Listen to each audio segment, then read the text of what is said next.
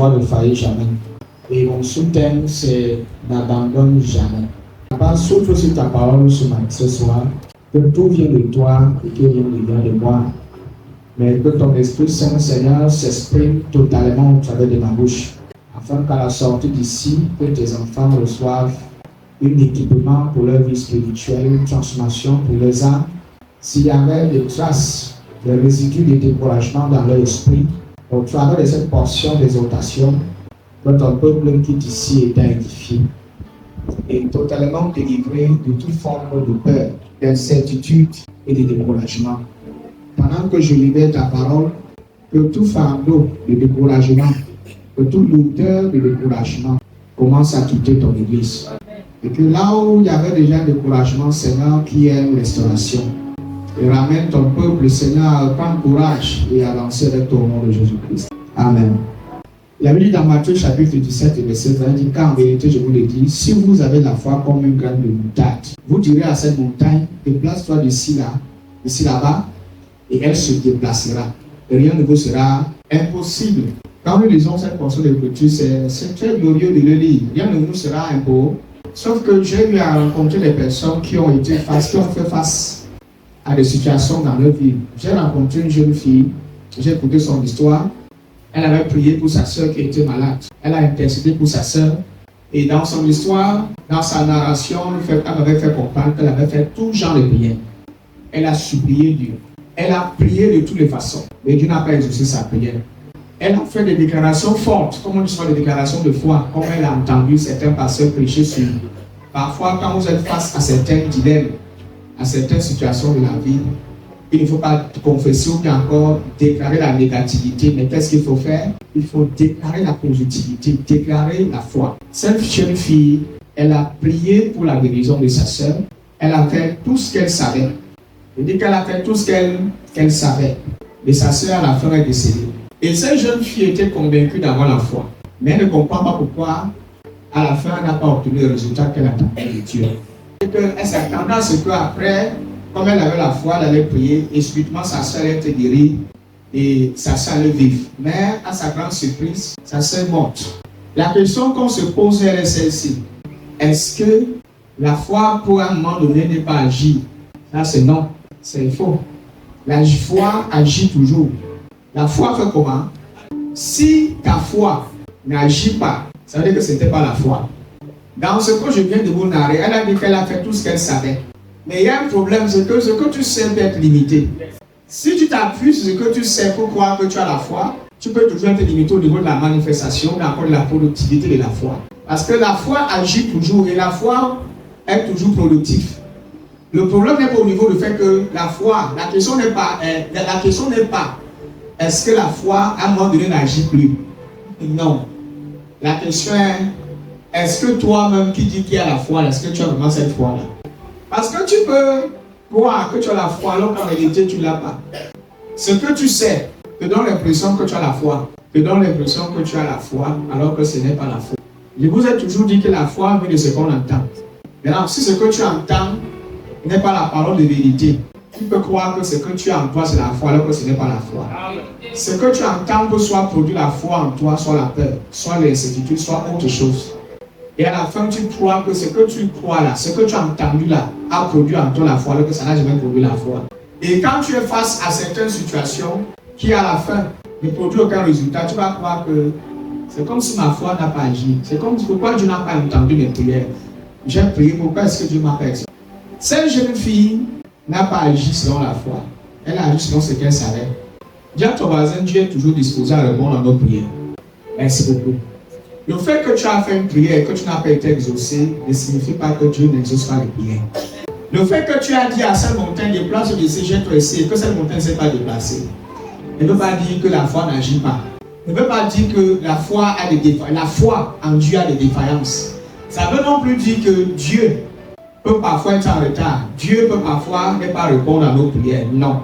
Ça veut tout simplement dire que ta foi s'est basée sur certaines normes qui n'étaient pas scripturaires, qui n'étaient pas de Dieu. Si tu t'appuies sur ce que toi tu sais, et non ce que la parole de Dieu dit, les résultats vont montrer que ce que tu sais là, voilà ça. Si tu as fait une prière à Dieu et que cette prière n'a pas été exaucée, le problème n'est pas au niveau de Dieu. Le problème est de toi qui as prié. Parce que dans l'histoire que je viens de vous narrer, c'est une narration, c'est une histoire qui m'a beaucoup touché. Parce que quand je méditais, je suis revenu sur l'histoire, c'est l'histoire de cette jeune fille. Et c'est de là que j'ai tiré mon inspiration. Et c'est à partir de son histoire que j'ai sorti ce message. Vous savez, en tant que pasteur, nous sommes souvent confrontés à des chrétiens qui sont désespérés. D'autres même diront qu'ils ont donné leur dîme, ils ont donné les offrandes, ils ont servi Dieu pendant 25 ans. Ils ont été face à des situations où ils avaient vraiment la foi, mais à la fin, rien n'a changé. Et à la finalité, c'est quoi? Ils sont découragés. Et ils se découragent en accusant Dieu d'être à l'origine de tous les malheurs. Ils rentrent en arrière en disant que Dieu n'agit pas. Dieu n'agit pas tout le temps, Dieu n'agit même pas. En fait, peut-être qu'il agit dans la vie des autres, mais aussi concerne ma vie. Dieu n'a jamais agi. Tous les fois où j'ai fait une prière, il ne m'a pas exaucé. Le problème n'est pas la prière que tu as faite qui n'a pas été exaucée. Le problème, c'est toi. Le problème n'est pas Dieu qui n'a pas exaucé ta prière. Le problème, c'est toi qui as fait sa prière à Dieu. Je vais le prendre. Le problème n'est pas quoi? Le problème n'est pas Dieu qui n'a pas exaucé ta prière. Le problème, c'est toi qui as fait la prière à Dieu.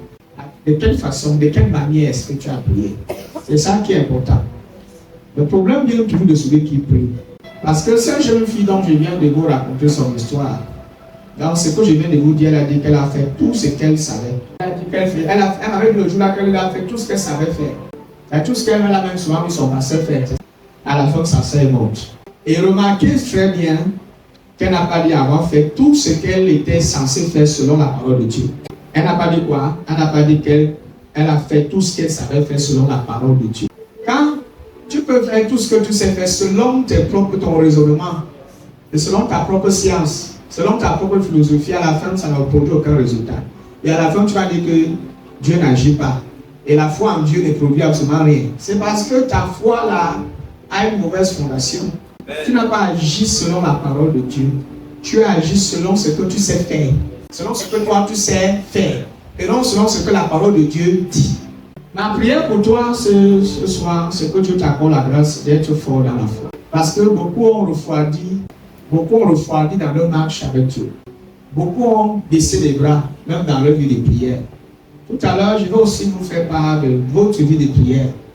Donc je vais mettre à l'intérieur, c'est un message, mais en elle, il y a tout ce dont tu as besoin, il y a tous les ingrédients, je vais mettre tous les ingrédients à l'intérieur.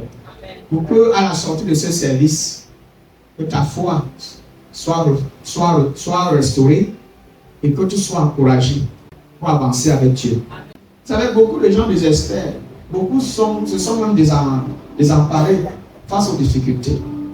Et ceci, c'est à cause de notre manque de connaissances. Ceux qui sont facilement manipulables, c'est-à-dire que ceux qui se fatiguent vite, se découragent vite, c'est ceux qui ont peu de connaissances au sujet de Dieu. Je vous ai toujours dit plusieurs fois, la façon dont tu agis quand tu es face à certaines difficultés de la vie peut facilement nous montrer ton niveau de foi et aussi ton niveau de connaissance. Ton niveau de connaissance. Je vais le réitérer jusqu'à ce que ça entre dans votre esprit. Il y a des actions que vous posez qui révèlent votre niveau de maturité et votre niveau de connaissance dans les Saintes Écritures. Beaucoup de chrétiens n'ont pas la capacité de supporter certaines difficultés dans la vie. Ils se laissent facilement désemparer, décourager quand ils sont face à certains petits problèmes. Et le fait qu'ils se laissent facilement désemparer, décourager face à certains petits problèmes révèle leur niveau de connaissance au sujet de Dieu. Parce que la connaissance de Dieu produit la foi, produit la confiance, produit l'assurance. Quand tu es en face d'un chrétien qui connaît Dieu, peu importe la circonstance, la situation qui se présente en lui, la façon dont il se comporte va toujours être différente. Amen. La façon dont il va agir va toujours montrer, voilà quelqu'un qui connaît le Dieu qu'il sait. Amen. Ils ne connaissent pas ce que c'est qu'être désemparé face à une difficulté. Ils ne connaissent pas ce que c'est que le découragement face à un problème. Ils ne se découragent pas, ils n'abandonnent jamais. Pourquoi? Tu les demandes pourquoi est-ce qu'ils ne se découragent pas? Parce qu'ils connaissent Dieu. Ils vont te répondre, je connais le Dieu à qui j'ai cru. Il ne va pas dire, je connais ce que je sais faire. Je connais comment je gère. Non, il va dire, je connais le Dieu à qui j'ai cru. Et je connais le Dieu qui s'est révélé à moi au travers des Saintes Écritures. Je le connais. Voilà pourquoi, face à certaines tempêtes, Je peux me lever et parler à la tempête, et la tempête obéit. Parce que je connais le Dieu qui exauce aux prières. Permettez que je vous dise certaines vérités, qui est une vérité sincère. Certains chrétiens se sont vite découragés parce qu'ils n'ont pas prêté attention à la parole de Dieu. Ils n'ont pas été suffisamment nourris de la parole. Ils n'ont pas reçu une certaine dose de connaissance. Voilà pourquoi quand certaines difficultés se présentent à eux, ces difficultés trouvent en eux certaines faiblesses. Voilà, un certain manque de connaissance et ça les balaye comme le vent. C'est comme une maison qu'on a construite sur du sable. Quand le vent vient, ça souffle et elle s'écroule. Mais une maison qui est construite sur le rocher, même si les vents, les tempêtes sont fortes, comment? Cette maison va rester solide et ancrée sur le roc parce que sa fondation est solide. Notre fondation, c'est la connaissance. Ce n'est pas beaucoup gêné, je vous dis que c'est la connaissance. Et cette connaissance que vous avez au sujet de Dieu, c'est elle qui va produire la foi, qui va vous aider à confronter certaines situations dans la vie. Vous ne serez jamais désemparé si vous connaissez Dieu. Et là où les gens s'attendent à ce que tu désespères, là où les gens s'attendent à ce que tu abandonnes, tu es toujours solide. Les situations se présentent à toi, tous ceux qui sont autour de toi s'attendent à ce que tu renies Dieu, tu meurs. Mais cependant, tu ne le renies pas. Parce que tu le connais. Parce que tu le connais. Les gens s'attendent à ce que face au lion, dans la fournaise, dans le puits, tu es toujours solide. Face au feu, tu es toujours là, tu ne pleures pas. Tu ne plies pas genoux. Tu ne cèdes pas au diable. Tu ne donnes pas l'avantage au malin. Tu vas parler comme Shadrach et Meshach Abednego. Que le Dieu que nous on sait, il va nous délivrer. Donc vous pouvez nous jeter dans la fournaise à dents de feu, mais nous avons la certitude qu'il est vivant. Il est capable de nous délivrer de la fournaise. C'est ce qu'ils ont dit. Il est capable de nous délivrer de cette fournaise. C'est le langage des hommes qui ont la foi de Dieu. Mais ceux qui connaissent Dieu, il dit qu'il va nous délivrer de cette fournaise. Mais quelqu'un qui n'a aucune connaissance de Dieu face à ce genre de situation, il va céder aux caprices du diable. Il va céder aux exigences du malin. Le diable veut que tu plies genoux devant les idoles. Et au cas contraire, si tu refuses, il va te jeter dans la fournaise à dents de feu. Mais parce que tu connais Dieu, tu refuses de te mettre à jouer devant lui. Tu es prêt à risquer ta vie parce que tu as foi en Dieu. C'est ça qui est la vérité, frères et sœurs. Quand je vois certains comportements de certains chrétiens, parce que tu as entendu que tel frère est tombé, c'est parce que tu ne connais pas la parole de Dieu. Qu'est-ce que la Bible dit face à cette situation? Quand ta soeur ou ton ancien, ton dirigeant est tombé, la Bible dit que ceux qui sont spirituels soutiennent ceux qui ne le sont pas. Non seulement tu ne dois jamais abandonner la foi, mais tu dois aussi comprendre que Dieu ne vous abandonnerait jamais. C'est une des choses qui fait que moi je ne peux pas abandonner, c'est parce que j'ai la connaissance du fait que Dieu ne peut jamais m'abandonner. Vous savez, quand les enfants, les Philistins ont cru que pour Samson c'était fini pour Samson, quand on a coupé ses cheveux, il y a une chose que ce peuple des Philistins ne connaissait pas, c'est que tu es un Dieu de miséricorde, un Dieu d'amour, un Dieu de grâce. Et il se disait que comme Dieu l'a abandonné, c'est fini pour Samson. Mais à la dernière minute, les cheveux de Samson ont poussé. Et il a fini sa mission. Le Dieu qui dit que chaque jour il réveille sa miséricorde. Ses bontés se réveillent chaque matin. Ils ont oublié le Dieu de grâce. Que même là où on pensait que la personne est tombée, que c'est fini pour lui, à la dernière minute, Dieu se souvient de lui. Et Dieu lui montre sa miséricorde et sa compassion. Là où les gens ont fait une conclusion, on dit qu'avec celui-ci là, on ne peut plus, on n'espère plus. Et c'est là où Dieu se montre dans toute sa bonté et dans toute sa splendeur. Il se montre à la personne. Je suis sûr que si tu étais face à Saul, à l'épaule, quand là tu étais, tout ce que tu allais dire que celui-ci devait être apôtre. Mais c'est lui que Dieu a établi. Si Dieu ne peut pas m'abandonner, pourquoi moi est-ce que je dois l'abandonner? Malgré que je suis faible et que je ne suis pas assez fort, si Dieu, malgré qu'il connaît que mes faiblesses et tous mes manquements, cependant, il insiste sur moi, il ne me laisse pas. À combien de forte raison, moi, qui le connaît dans toute sa beauté, dans toute sa fidélité, je dois m'accrocher sur Dieu. Tu vas comprendre ce message plus tard. Je ne sais pas si que pour ce soir tu vas vraiment saisir le sens de mon message. Ça sonne bizarre, mais à l'avenir vous devez comprendre que la marche avec Dieu, c'est une marche de connaissance. Et plus vous grandissez dans la connaissance, plus vous devenez puissant. Et quand je vois les chrétiens prendre la connaissance de Dieu à la légère, moi je pense que votre vie chrétienne est déjà tombée. Vous n'irez pas loin. Mais dans les moments où on fait des programmes, on dit qu'enseignement, les gens négligent, les gens prennent à la légère. Ils ne savent pas que c'est là où Dieu veut les visiter. C'est pour ça que j'insiste. J'insiste sur la parole de Dieu parce que cette parole va t'aider le jour de la crise. Le jour où la crise va se présenter à toi, elle ne serait pas là. Et la parole que je t'aurai enseignée, c'est elle qui va te soutenir. Le jour où les problèmes vont venir, le prophète ne serait peut-être pas là. Mais la parole qui t'aura enseignée, c'est elle qui va te défendre. C'est la connaissance de cette parole que tu as prise. C'est elle qui va te préserver du mal. Et c'est la parole. C'est elle qui va t'aider à confronter la situation, le challenge, sans toutefois faiblir, sans toutefois te décourager. Ouais, les chrétiens qui sont fermes dans la foi ici, quand ils voyagent pour le Canada, ils deviennent des païens. Ils deviennent fermes. Ils sont là, ils étaient pas assez fermes. Parce que quelqu'un qui a vraiment reçu la connaissance, même s'il voyage par n'importe où, la parole va le garder.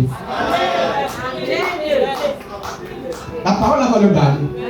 Il ne peut pas l'enlever. Si tu voyages et tu faiblis, ça veut dire qu'au préalable, à la base, tu n'avais pas compris. Ou bien encore, ton niveau de connaissance n'était pas suffisant. Elle était très basse, elle était très faible. S'il y a quelque chose que je peux vous conseiller, de désirer le plus dans un service, d'aspirer le plus, aspirer à la connaissance de la parole. Je vous assure. Aspirer à la connaissance. Même si le jour-là, le prophète ne prophétise pas, réjouis-toi parce que tu as reçu le message. J'ai constaté que dans nos églises aujourd'hui, tous les ministères comme ça, c'est les ministères prophétiques. Le jour où tu ne prophétises pas, les gens sont tristes. Les gens sont tristes et pourtant tu les as donné une bonne dose de la parole de Dieu. Et pourtant tu les as donné une profondeur des Saintes Écritures. Mais cependant, c'est parce que comme tu n'as pas mentionné leur vie, leurs difficultés, comme si vos difficultés sont plus importantes que la parole de Dieu. Est-ce que tu sais que la parole que tu écoutes est capable de changer tes difficultés en solution? Parce que toutes les prophéties qu'on recherche sont dans les Saintes Écritures.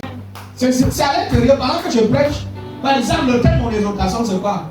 Ne vous découragez pas. Ou bien encore, le soutien. N'abandonne jamais. Je pense que rien que le thème, c'est déjà un message prophétique.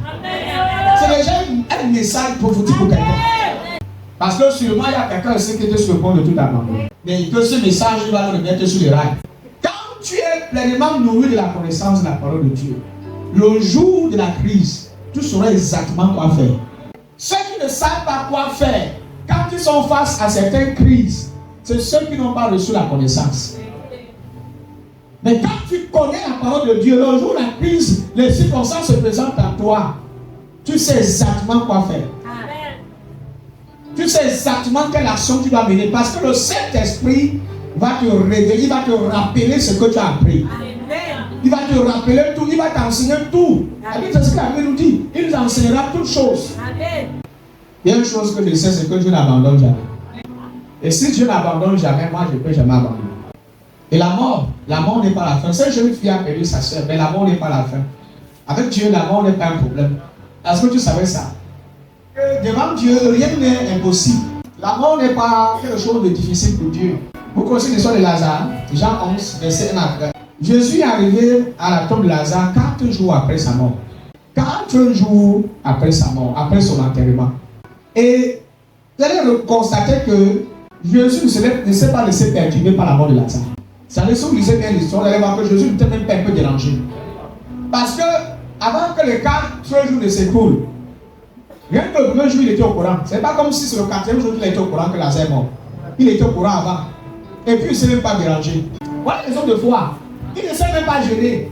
Voilà pourquoi sa soeur Marie s'est beaucoup, elle a beaucoup pleuré. Que tu as entendu que mon frère est mort, et puis tu ne t'es pas gêné. C'était ça la douleur qu'elle avait. C'est que si tu avais été là, il ne serait même pas mort. Son inquiétude était que, mais comment Jésus, qui est le frère de Lazare, apprend le courant que son frère est mort et puis il ne se gêne pas à se dépêcher et de courir, venir rapidement prier pour sa résurrection. Jésus a entendu encore 4 jours. Et ses disciples viennent encore même lui dire que mais tu n'es pas au courant que Lazare est mort. Qui vous a dit que Lazare est mort? Lazare dort. Est-ce que vous voyez le langage des gens qui ont la foi? Parce que la mort pour lui, c'est même difficile même pour lui de prononcer qu'il est mort. Pour lui, le sommeil, la mort c'est le sommeil. Quand je lis des telles portions de l'Écriture, j'ai dit à Dieu que donne-nous de grandir, de connaître la foi. Oui, de donner augmente notre foi. Cette foi, elle est déjà là. Mais elle doit grandir la connaissance. Je vais montrer une fois que le problème n'est pas la foi que tu as en toi. Le problème n'est pas le fait que tu n'es pas productif. Le problème c'est que tu ne connais pas suffisamment. Pour que cette foi que Dieu dépose en toi, comme ça, il va décider, puisse être productive. Pour que ta foi soit productive, qu'elle grandisse, il faut que tu connaisses. Tu dois t'exposer à la connaissance. Tu dois te disposer à la croissance, à la connaissance de la parole de Dieu. C'est-à-dire que tu dois trouver tous les moyens pour aller écouter, pour lire, pour faire des recherches, pour mener tes propres investigations afin de connaître. La façon dont tu agis montre que tu ne connais pas Dieu. Quand je vois certains chrétiens s'agiter, se comporter, ça me montre qu'ils ne connaissent même pas Dieu. Ne me cite pas les versets bibliques. Tu peux citer les versets bibliques. Ça ne montre pas que tu as la foi. Réciter les versets de la Bible n'est pas synonyme de la foi. C'est pas votre manière d'agir qu'on peut facilement connaître. Que lui, s'il a connaît Dieu. Surtout quand tu es face à un problème, ce sont les problèmes qui révèlent votre niveau de foi. Ce sont les situations de la vie. Amen. Nos recherches, les insultes, nos mépris, les persécutions.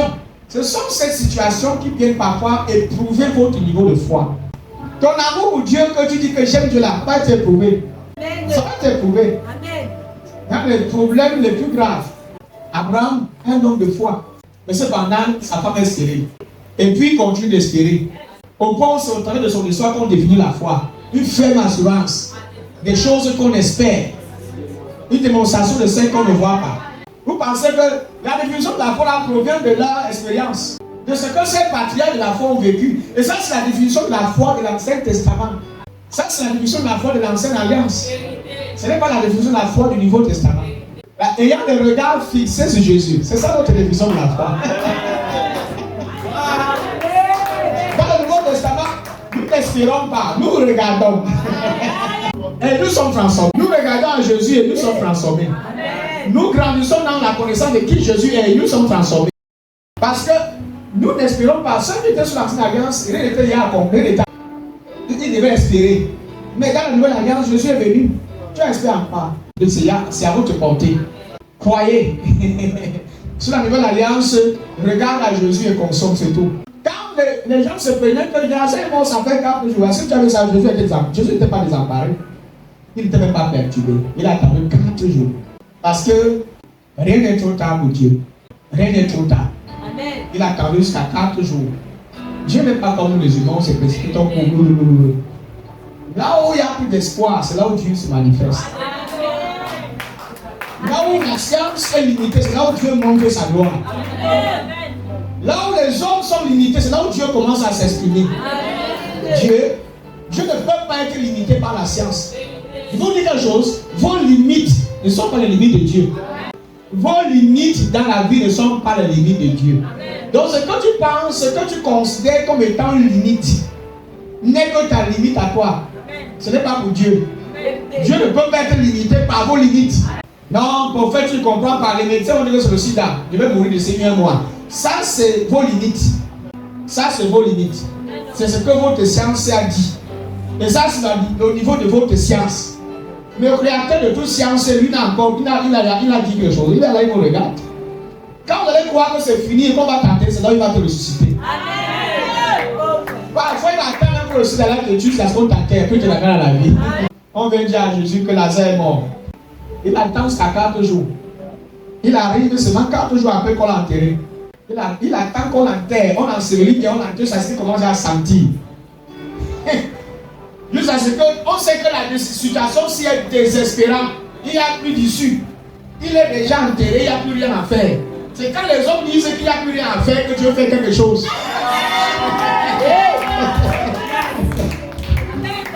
C'est quand les gens disent qu'il n'y a plus d'histoire, il n'y a plus d'espoir, il n'y a plus rien à dire. C'est là où Dieu commence à parler. Donc là où tu pensais que ta situation est déjà désespérante, il n'y a plus d'issue pour toi, c'est là où Dieu va s'exprimer maintenant. Et c'est là où Dieu va montrer sa gloire. Donc prophète, tu ne comprends pas, j'ai à tel âge, je ne peux plus concevoir. La science dit que tu as à tel âge, il ne pose à partir de 36 ans toutes les choses. Mais Dieu peut te donner des enfants à 50 ans, 60 ans. Dis-moi un peu, qu'est-ce qui peut limiter Dieu? Jésus arrive après l'enterrement de Lazare. 4 jours après son enterrement, il n'est même pas dérangé. Tu avais qu'il était dérangé. Il ne se laisse même pas perturber.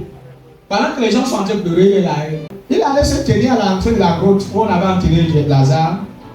Il a appelé Lazare par son nom. Simplement. Il dit Lazare, sors. Et Lazare est revenu à la vie. Il dit que, amenez-moi là où on l'a enterré. On l'a amené, il dit que c'est ici, on dit oui. Et c'est ici qu'il est ici, on dit oui. Il dit Lazare. Comme si Lazare est dans une chambre et puis c'est lavé la fille, on dit que sort de la douche. Lazare sort. Et Lazare est sorti.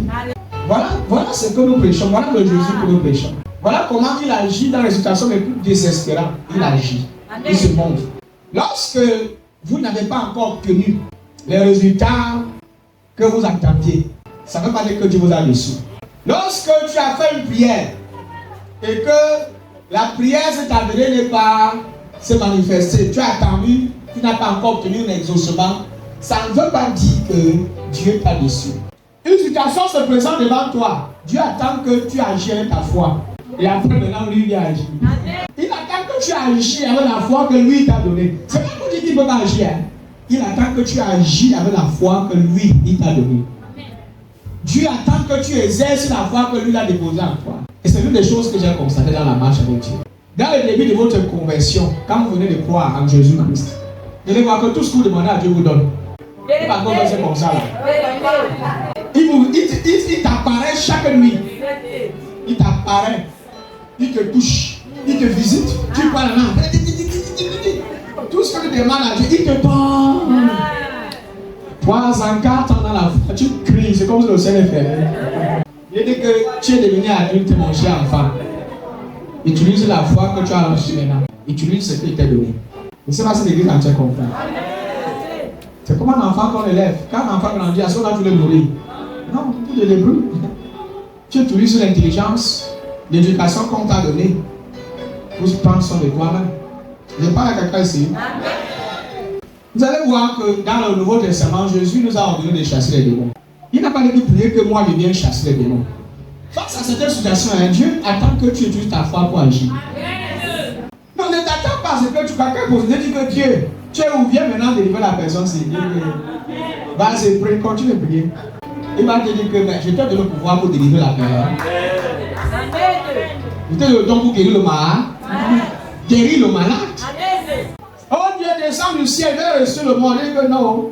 Je t'ai donné le pouvoir pour ressusciter les morts. Ressuscite le mort. Voici les signes qu'accompagneront ceux qui auront cru à mon nom. Et en mon nom, ils chasseront les démons. Dans le Marc 16, 17, il dit en mon nom. Il dit, vous périssez, ils imposeront les mains sur les malades et les malades seront guéris. Amen. Il dit qu'ils vont m'attraper, ne le savent pas. Même s'ils voient quelques brevets mortels, ça ne leur fera aucun mal. Ils vont parler de nouvelles langues. Il dit, voici les miracles qui accompagneront ceux qui auront cru à mon nom. Il dit, il mit pour qui? Toi, non? Donc Dieu attend parfois, face à certaines situations, Dieu attend à ce que tu utilises ta foi pour agir. Tu utilises la foi qu'il t'a donnée pour poser l'acte. Mais c'est pas dire, oh Dieu, tu es où? Il t'invoque, il t'appelle, il te cherche. Il dit que tu me cherches où? Je suis là. Mais je suis en toi. Donc il vous revient à vous d'opérer le changement. Dis à ton voisin, revient à toi d'opérer le changement. C'est à toi d'opérer le changement. C'est pas tout, Dieu. S'il y a des gens ici qui sont malades, c'est à moi de vous guérir. Quand il dit que c'est à moi, je ne veux pas dire que moi exclu de Dieu. C'est toujours le moi en Dieu. Le moi qui a la foi en Dieu. C'est ma responsabilité de prier pour que tu sois guéri. Parce que Dieu a en moi pour guérir les malades. Il faut seulement que les gens soient conscients de ça. Voilà ce qui a aidé beaucoup d'hommes de Dieu. C'est un pasteur que je connais qui ont des résultats fracassants dans leur ministère. Parce qu'ils ont compris certaines choses avec Dieu. Ils ont un certain niveau de connaissance avec Dieu. Quand vous regardez certains chrétiens avoir une vie réussie dans la foi, ils ont un certain niveau d'espoir avec Dieu. Posez-vous la question, qu'est-ce qu'ils savent de Dieu? Amen. Ne voyez pas seulement les actions, ce qu'ils savent au sujet de Dieu, c'est ça qui est le secret. Il y a des choses qu'ils connaissent sur Dieu que tu ne connais pas. Toi, tu essaies d'éviter, ça ne donne pas. Comme les 5 filles de Sépa, non? Ils ont dit, des bons sorts, le monde n'est pas sorti. Pourquoi? Parce qu'ils ont dit qu'au nom de Jésus, sans aucune connaissance.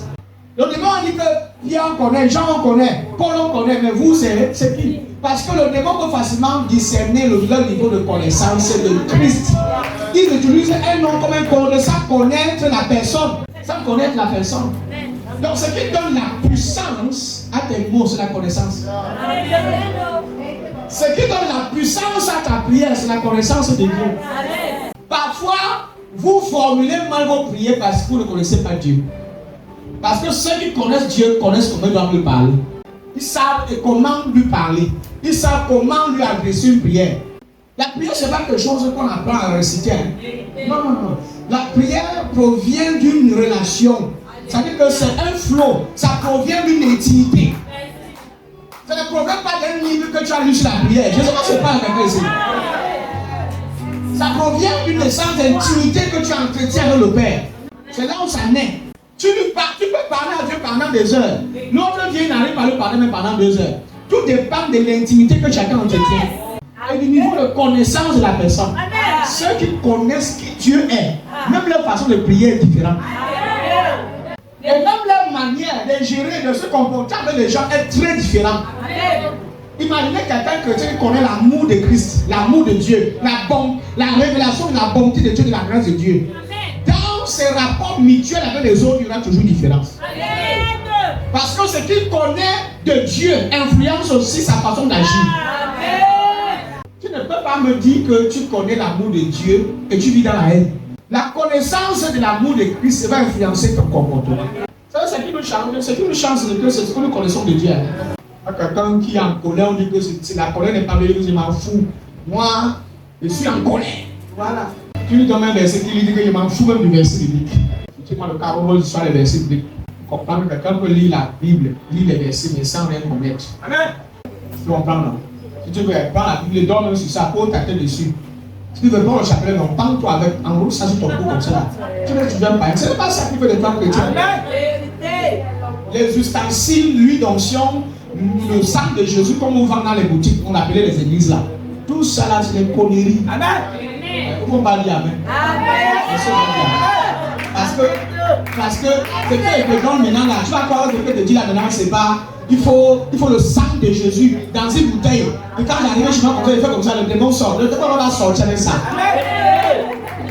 Les démons sortent quand tu connais Christ.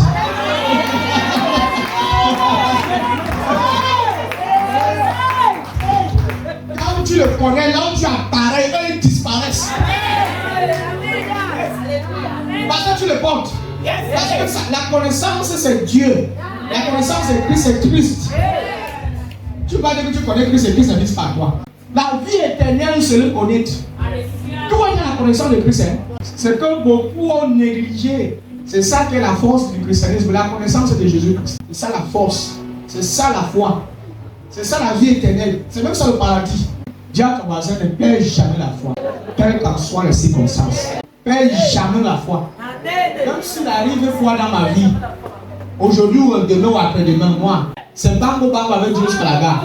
Parce que ma foi ne s'appuie pas sur les choses, elle est sur Dieu. Si ta foi s'appuie sur la voiture va veiller, elle va te lâcher. Si ta foi s'appuie sur la chaise sur laquelle tu es assis là, cette chaise peut te recevoir, elle lâche. Parce qu'elle ne paraît pas supporter ton poids, elle se casse. Et avec le temps, la chaise va s'user, elle va te lâcher. Donc ta foi ne s'appuie pas sur une femme, ni sur un homme, ni sur les enfants, parce que les enfants vont te décevoir. Ton mari va te décevoir. Ta femme va te décevoir. Ton oncle que tu aimes beaucoup là va te décevoir. Donc ta foi doit être uniquement sur Dieu. Si ta foi c'est sur le gouvernement, tu es mort depuis. C'est fini pour toi, on t'oublie. Surtout la foi sur le gouvernement actuel. En dehors du fait de ne pas abandonner votre foi, n'abandonnez pas votre vie de prière. Oui, ne lâchez pas dans la prière. Les vendredis comme ça sont faits pour intercéder, pour prier. Nos vendredis on prie beaucoup. Mais pour ce soir, comme la fois dernière, j'ai choisi de vous exhorter. Et les prochains vendredis qui vont suivre, ça sera le marathon de prière. Mais il fallait d'abord que je mette un certain nombre de bases. Je mette certaines bases pour que les prochains vendredis qui vont venir, que chacun soit prêt à prier. Avec la Bible dit quoi? Jésus leur dit ensuite 5 paraboles pour leur montrer qu'ils devaient toujours prier sans jamais se décourager. Voilà une autre leçon. Sans jamais faire quoi? Sans jamais se décourager. Ou bien encore, le mot découragement, décourager peut encore être traduit comme je n'ai jamais se laisser abattre. Ça peut encore être traduit comme perdre courage ou bien encore abandonner. Et dans le livre de 1 Thessaloniciens, chapitre 5, verset 17, il dit priez sans cesse. Dans Luc 18, 1, il dit qu'on doit jamais se décourager dans la prière. Il dit priez toujours et ne vous découragez jamais. Ne vous découragez pas. Ne vous laissez jamais abattre. Peu importe la circonstance. Et dans 1 Thessaloniciens 5:17, il dit quoi? Priez sans cesse. Que veut dire prier sans cesse? Cela signifie persévérer dans la prière jusqu'à ce qu'il y ait un changement. C'est ça veut dire prier sans cesse. C'est persévérer dans la prière jusqu'à ce qu'il y ait un changement. Ne pas se lâcher, ne pas se décourager, ne pas abandonner jusqu'à ce qu'il y ait un changement dans ta vie. S'il y a des choses que tu as demandé à Dieu et tu as comme l'impression que la chose ne s'est pas encore concrétisée, tu ne dois pas abandonner. Tu dois continuer de prier jusqu'à ce que les choses changent. Et c'est ça la signification du mot persévérer. Continue de prier jusqu'à ce qu'il y ait un changement. Dis à ton voisin, n'abandonne pas. Dis encore, ne cède pas. J'ai constaté que beaucoup de chrétiens cèdent vite. Beaucoup de chrétiens abandonnent vite. Mais la foi en Dieu ne renonce jamais. La foi en Dieu ne renonce jamais. Ceux qui ont foi en Dieu ne renoncent pas. J'ai prié hier, même si ça n'a pas changé, je continue de prier. Je continue de prier. Si j'ai reçu une prophétie et que la prophétie ne s'est pas encore concrétisée, je continue de patienter. Je continue d'attendre. Et je reste persévérant dans la prière. Je persiste jusqu'à ce que j'expérimente un changement. Parfois, vous abandonnez au moment où Dieu se propose d'apporter le changement. Vous abandonnez au moment où un miracle se propose de surgir. Parfois, tu quittes ton église au moment où Dieu peut même te visiter. C'est alors là que toi, tu décides de partir. Tu pars au moment où peut-être c'était ton temps d'ordination. C'était ta saison d'ordination, d'établissement. Et tu choisis de quitter. Dieu nous exhorte au travers de sa parole à ne jamais abandonner. Ne jamais se lasser de prier. Prie jusqu'à ce qu'il y ait un changement. Yes, prie. Beaucoup ont fini dans la prière parce qu'ils ont prié hier, ça n'a pas changé. On ne prie plus aujourd'hui parce qu'on a tellement prié. J'aime que les gens disent ça, non? Homme de Dieu, moi je prie plus toi. Hein. Franchement, je laisse Dieu faire comme il veut. C'est pas quand quelqu'un dit ça, un chrétien dit ça. Les chrétiens s'embarrassent, ça sert à quoi? On prie et puis quoi? Mais depuis que moi j'ai pris la quoi, on a changé. Depuis que j'ai intercédé, qu'est-ce qui s'est amélioré dans ma vie? Moi, j'ai choisi de ne pas abandonner les prières. Dans les Actes des Apôtres, chapitre 12, c'est l'histoire de Hérode. Hérode qui avait fait arrêter Pierre. Après avoir tué Jacques. C'est vrai qu'après que Hérode a ordonné la mort de Jacques, il cherchait maintenant à arrêter Pierre. Est-ce qu'on peut lire le verset 2, à partir du verset 2? Vers le même temps, le roi Hérode s'est mis à maltraiter quelques membres de l'église. Le roi Hérode s'est mis à maltraiter quelques membres de l'église. Donc après que ce roi Hérode ait tué Jacques, il s'apprêtait aussi à tuer Pierre, qui était le chef des autres apôtres. Et sa mission était de mettre fin à leur ministère. Leur mettre en prison et tous les tuer. Mais sauf que l'église avait une attitude. L'église avait compris le secret, la prière. Vers le même temps, le roi Hérode s'est mis à maltraiter quoi? Quelques membres de l'église. Est-ce que vous savez que les chrétiens parfois sont maltraités?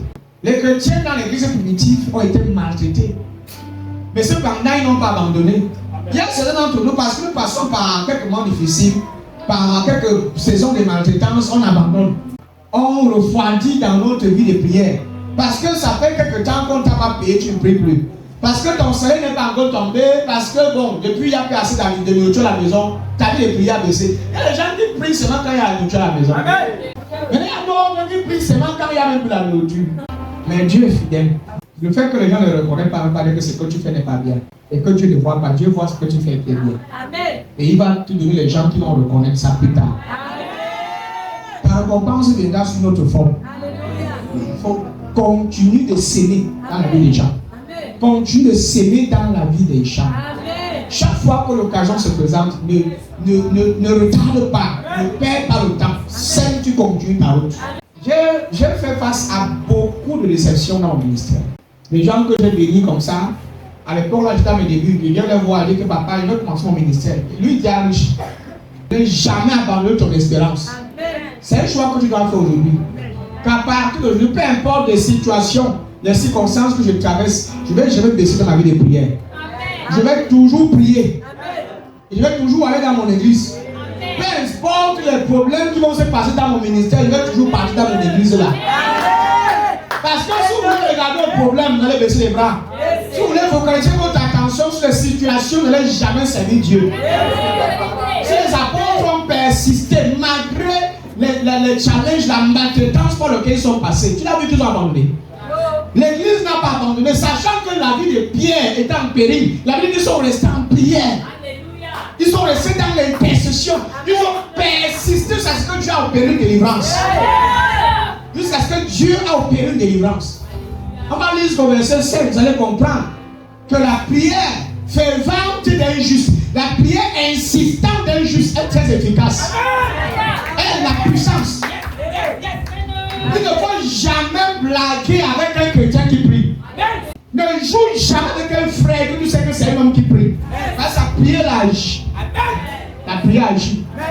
Ne dis pas que j'ai prié hier, mais je sens comme si Dieu n'entend pas. Dieu entend tes prières. Tu as prié hier et ça sonne comme si tu n'entends pas. Mais prie encore aujourd'hui. Demain, prie encore. Après-demain, prie encore. Jusqu'à ce qu'il y ait le changement. Il n'y a pas un jour où je vais me décourager. Si je prêche, les gens ne sont pas sauvés, je vais continuer à prêcher. Jusqu'à ce qu'un homme est sauvé. On insiste. On insiste. Et vers le même temps, le roi Hérode s'est mis à maltraiter quelques membres de l'église, verset qui suit. Et il fut mouru par les péchés, frère des gens. Il n'a pas juste maltraité les églises, les chrétiens, mais il a tué un apôtre, l'apôtre Jacques, qui était un frère des gens. Et le verset qui suit dit quoi? Voyant que cela était agréable aux Juifs, il tue et il dit que les Juifs qui étaient suivis des religieux, il voit que les Juifs célèbrent. Les Juifs disent que non, Hérode, tu as bien fait de nous tuer tous ces sottises, tous ces gens qui disent qu'ils sont de Jésus, près Jésus là. Il faut même tous les tuer. Tuez-les tous. Voyant que cela était agréable aux Juifs, il fit encore arrêter Pierre. C'était pendant les jours des pains sans levain. Et pendant la Pâque. Passe la suite. Après l'avoir saisi et jeté en prison, il est mis sous la garde de 4 escouades, de 4 soldats chacun, avec l'intention de le faire comparaître devant le peuple après la Pâque. Aussi, Pierre était donc gardé dans quoi? Dans la prison. Et l'église ne cessait d'adresser pour lui des prières à Dieu.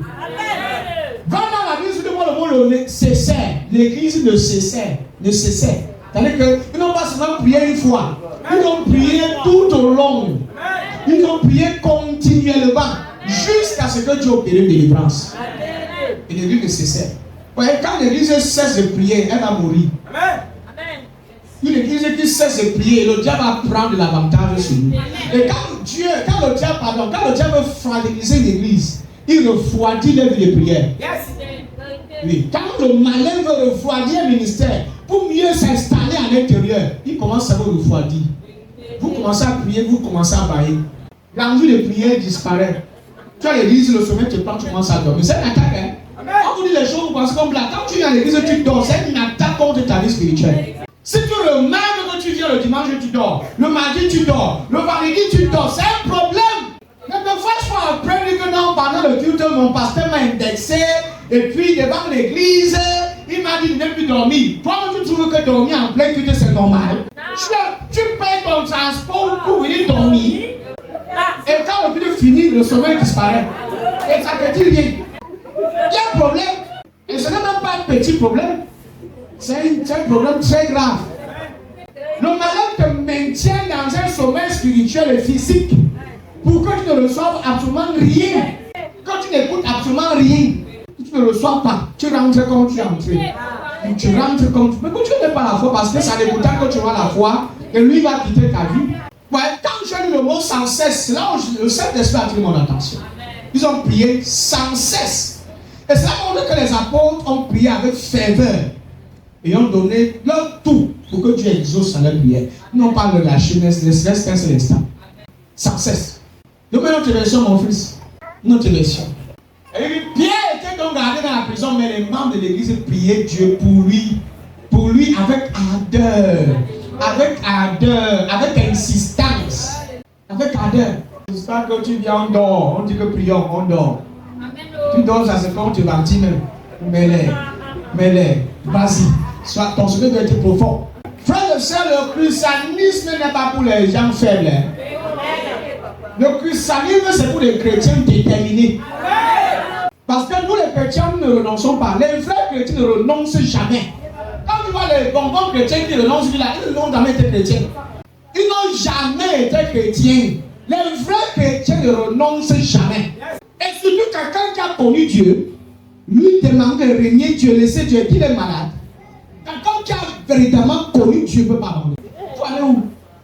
Moi, si j'abandonne, pour aller où? Quand on connaît Dieu, il y avait d'abord le meilleur, il y avait d'abord le mieux. Faites quoi? Avant de recevoir Jésus, c'est les marabouts qui ont failli me tuer. Alors ma famille de côté, pendant qu'ils sont les sorciers, ils voulaient même finir avec nous. Je mourrais le même jour. C'est l'église qui m'a sauvé d'une maladie comme vous avez jeté par un sort. Moi, je mourrais. Donc je vais laisser Dieu qui m'a sauvé des maladies mystiques. Et de la sortie pour retourner encore où? Il n'y a même pas demandé. Jusqu'à la gare. Jusqu'à la gare. Jusqu'à la gare. Je vais être déterminé que même si vous êtes persécuté, comment on reste dans la présence de Dieu. Persécutez-moi, insultez-moi, calomniez-moi, je suis là. Dans la présence du Seigneur. Mais on va veiller dedans, on va mourir dedans. Et il n'y a pas un jour où on va se fatiguer, on va dire que non, on a trop payé, ça va changer, on va avoir les marabouts. Jamais. Vous faites quoi avec? Les chrétiens qui sont mous. Un petit problème de parure où l'enfant n'a pas voyagé, on part voir au marabout. Non, papa, tu ne comprends pas. Vraiment, nos vies sont bloquées. On a prié, c'est vrai. Mais sauf que quand on regarde à nos vies, les enfants n'avancent pas. Il n'y a pas de mariage. Oh, les enfants ne peuvent pas voyager. Les choses sont bloquées. Il faut au moins qu'on a voir quelques marabouts. Et ils ont des excuses, les chrétiens des excuses. Ils ont dit non, c'est pas un marabout en tant que tel. C'est pas un marabout. Non, il a la Bible, il prie. Il prie, il aime Dieu. Il faut bien comprendre. Et lui, Dieu les remèdes, c'est tu vas voir, tu vas voir, c'est un marabout, un charlatan qui est assis là. Pour justifier leur ignorance. Tu te plains que ta vie chrétienne ne change pas. Tu es au même niveau parce que toi-même, tu n'es pas déterminé à Dieu. Tu n'es pas déterminé. Tu n'es pas sérieux dans ta marche avec Dieu. Sois sérieux. Sois sérieux. Ceux qui connaissent Dieu agissent avec fermeté. Ils agissent avec assurance. Même si on me dit que ma situation aussi sent déjà, j'ai la ferme conviction que Jésus ne viendra pas en retard. Ce que les hommes considèrent comme retard, aussi de Dieu, là, c'est même pas commencer. Ils ne viennent jamais en retard. Le retard, là, c'est pour les hommes.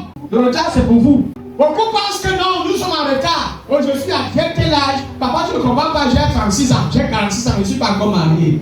Et pour dire une chose, hein, parfois, Dieu te maintient comme ça parce qu'il veut sauver ta vie de certains problèmes. Il te maintient là parce qu'il te préserve. Parce qu'il a gardé quelque chose de plus glorieux pour ta vie. Il est au travers de ces situations, Dieu est en train de te préparer pour l'homme glorieux qu'il a préparé pour toi. L'homme arrive, laisse le comportement que tu as maintenant. Pourquoi tu le chasses? L'homme là va venir trouver que tu as pris le temps de te préparer. Il t'a bien boulé, il t'a bien cassé, l'orgueil est mort. Ta fierté est bien descendue. Il vient la femme avec une fête de moins combat d'avoir un enfant. Comment tu es dépassé? Deuxième année, combat d'un deuxième. Troisième année, combat d'un troisième. Et puis, avant de dire, tu es en France. Il y a des choses que j'ai compris de la vie. Hein. À l'époque, certains gens disaient que non, tu as le temps par rapport à ton ministère, tu as le don, il faut y commencer, dire que mon frère, ce n'est pas la course. Hein. Ce n'est pas la course. Il faut d'abord bien se préparer. Parce que quand certaines opportunités rencontrent une mauvaise préparation, c'est l'échec. Et quand les opportunités rencontrent une bonne préparation, c'est la réussite. Nous échouons parce que nous ne sommes pas encore suffisamment bien préparés. On n'a pas été bien préparés. Parfois, Dieu, pour t'établir, il te prépare en secret. Tous les gens qui ont réussi avec Dieu, là, Dieu les a préparés en secret. Remarquez bien, il faut bien observer. Et parfois, leur préparation, c'était dans la souffrance, dans le rejet, dans les terribles souffrances. Vous pouvez imaginer. C'est dans cette saison-là que Dieu les aiguise, Dieu forme son caractère en eux. Et après, il les expose. Quand le temps de Dieu arrive, Dieu les prend, il les pêche, voilà ton temps maintenant. Donc quand les gens courent, et ils utilisent le fait qu'ils sont devant toi pour te moquer de toi, oui, c'est bon. Rends grâce à Dieu pour eux. Parce que quand tu vas commencer à courir, tu vas voler. Toi, tu ne vas pas courir, tu vas seulement voler. C'est ça que je ne comprends pas. Mais l'ennemi vont disparaître seulement. On ne veut pas disparaître, on apparaît. Donc si tu sens que ta vie est attaquée, ne cède pas au diable.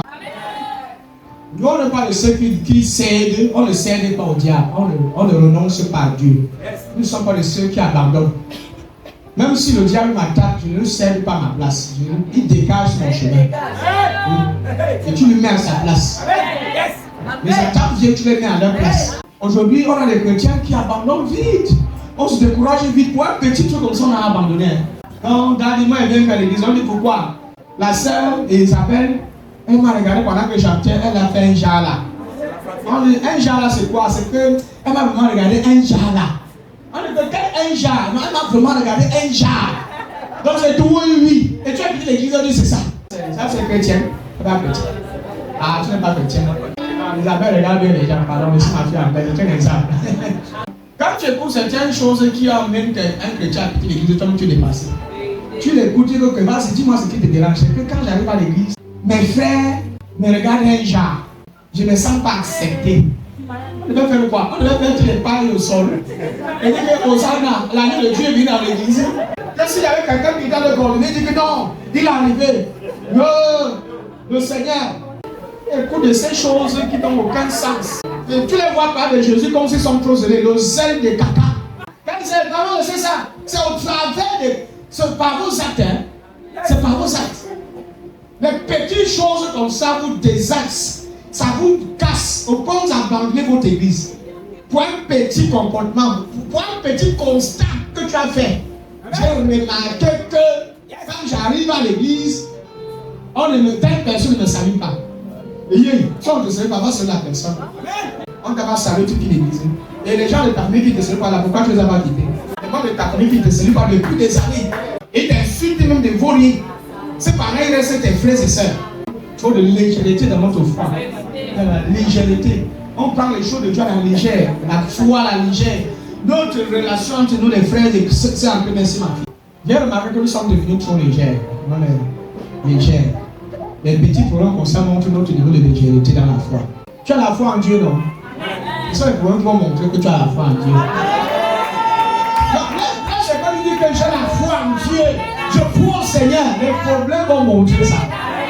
Donc on raconte par les crimes encore trop fort que je crois en Dieu. Les gens vont t'abandonner. Hein? Les gens, si tu comptes, vont te lâcher. On va voir si toi tu crois en Dieu. L'argent sur lequel tu comptes là, ça va partir. Il y a les chrétiens qui sont dans la foi, ils perdent une grosse marchandise. Ils perdent l'argent comme ça, là, leur vie devient zéro. C'est là on va voir. Aussi, tu comptais sur ton travail, c'est sur la base du travail que tu savais que tu avais ferveur. Parce que tu sais qu'à la fin du mois, tu as 150 000 francs. Maintenant, tu as licencié. Tu n'as pas le travail, on va voir si tu vas toujours aller à l'église et prier maintenant. Mais je vous dis la vérité, il y a certains qui ont payé la foi parce qu'ils ont payé le travail. Oui, vous parlez pas. Viens plus à l'église, depuis qu'ils ont payé le travail, ils sont plus là. D'autres ont divorcé, ils viennent plus à l'église. Comme ils ont échoué dans un domaine de leur vie, la foi est finie. D'autres ne viennent plus ici parce que les activités ne fonctionnent plus bien. Tu les appelles, c'est quoi mon fils, mon papa, ça ne va pas depuis. Rien ne donne. Rien non, comment rien ne donne. Il faut voir ses statuts, ça donne un peu. Il n'est pas encore mort. On dit que tu n'es pas encore mort, non, on est sur là. Mais il ne sert plus. Il ne vient plus à l'église. Il ne prêche plus, il ne fait plus rien. Il a abandonné la foi. Parce que rien ne donne. Est-ce que c'est normal comme ça, frère? Il y a certains que tu les vois, avant une prière, frère, pendant la prière, maintenant on prie, ils dorment. S'ils ne dorment pas, ils sont là comme ça. Et à un moment donné, ils prennent le téléphone. Pendant qu'on est en train de prier, les gens sont en train de vomir dans la prière. Il a dit à quelqu'un, je t'aime, je n'ai toujours pensé à toi depuis très longtemps. Et puis, si les gens sont niveau de la prière, ils sont pas fait comme ça, pas uriner. Ils partent dehors la porte, ici à la barrière, ils étaient commencés par l'air. Les gars, les mamans se disent, ça va maman, tu vas bien? Pendant qu'on a été c'est les gens qui ont prié, ils sont descendus comme ça. Mais vraiment, ça ici, dans cette église, c'est beaucoup de fois. En pleine prédication, quelqu'un va répondre au téléphone dans la douche. Fait qu'on s'est parti faire les scènes. Pas répondre au message. C'est toujours Dieu la concerne. Ceux qui ont foi en Dieu, ils ont de la révérence pour les choses de Dieu. Vous avez compris ce que je dis? Ils ont de la révérence pour la présence de Dieu. Quand je vois quelqu'un qui connaît Dieu, il ne joue pas la présence du Seigneur. Non. Il est très actif, ils sont sérieux quand ils sont à l'église. C'est le genre de chrétien, quand il arrive à l'église, il éteint dans son téléphone. Non, il éteint d'abord le téléphone et puis il est hors réseau. C'est après le service maintenant qu'il ouvre le téléphone. Je suis disponible maintenant. Dieu d'abord, ça c'était le temps pour Dieu. C'était les 2 heures, c'était pour le Seigneur. Pas que pendant qu'on est en plein culte, pendant qu'on est en pleine prière, tu es en train d'envoyer une commande à quelqu'un. Tu es en train de gérer les problèmes au bureau, tu es en train de dire que non, le dossier là, il fallait plutôt déposer à tel endroit en plein culte. Tu es en train de gérer le dossier de travail en plein culte. Tu vois que tu es sérieux. Tu n'es pas sérieux. Amen. On n'est pas sérieux avec qui? En plein culte, tu es en train de gérer pour à la maison. Tu réponds aux appels à plein culte. Tu vois quelqu'un répond à l'appel, c'est ce qu'il sort, il va répondre à l'appel dehors. Et la personne est assise devant. Et la personne dehors, chacun, non, c'est pour faire les salades qu'on va répondre à l'appel.